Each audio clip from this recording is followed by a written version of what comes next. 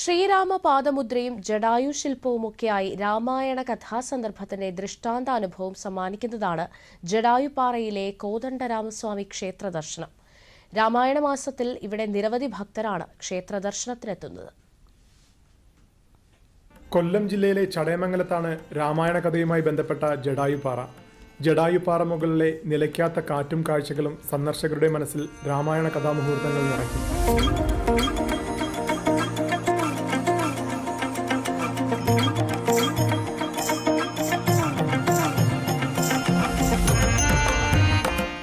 രാവണൻ സീതാദേവിയെ അപഹരിച്ചുകൊണ്ട് പുഷ്പക വിമാനത്തിൽ പോകവേ തടഞ്ഞ് ധീരമായി പോരാടിയ പക്ഷിശ്രേഷ്ഠൻ ജടായു രാവണന്റെ ചന്ദ്രഹാസം കൊണ്ടുള്ള വെട്ടേറ്റ് വീണതും പിന്നീട് ശ്രീരാമനെത്തി ജടായുവിന് മോക്ഷം നൽകിയതും ഈ പാറമുകളിലാണെന്ന് വിശ്വസിക്കുന്നു.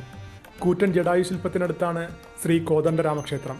പ്രധാന പ്രതിഷ്ഠയായ ശ്രീരാമ വിഗ്രഹത്തിന് 13 അടി ഉയരമുണ്ട്. സീതാദേവി, ലക്ഷ്മണൻ, വീരജടായു തുടങ്ങിയ ഉപദേവതാ പ്രതിഷ്ഠകളുമുണ്ട്.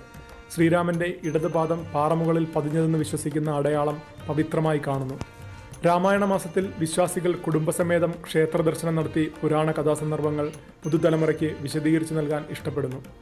രാമായണ മാസത്തിൽ എല്ലാ ഭക്തജനങ്ങൾക്കും ഇവിടെ പ്രവേശനമുണ്ട്. പിന്നെ ജടായുവിന്റെ, ശ്രീരാമന്റെ സീത ഇവിടെ വന്ന് താമസിച്ചു എന്നൊക്കെയുള്ള ഐതിഹ്യമാണ് പറയുന്നത്.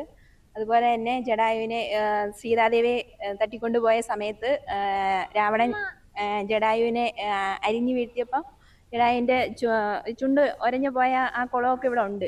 രാമരാവണ യുദ്ധത്തിൽ രാമനായി പോരാടിയ വാനര സൈന്യത്തിന്റെ പിന്മുറക്കാരുടെ സാന്നിധ്യവും സദാ പാറമുകളിൽ കാണാം.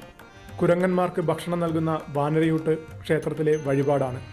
ടൂറിസം കേന്ദ്രമായ ജടായു എർത്ത് സെന്ററിലെത്തുന്ന ഇതര സംസ്ഥാനങ്ങളിൽ നിന്നുള്ള വിനോദസഞ്ചാരികളും ക്ഷേത്ര ദർശനം നടത്തുന്നതിൽ തൽപരരാണ്.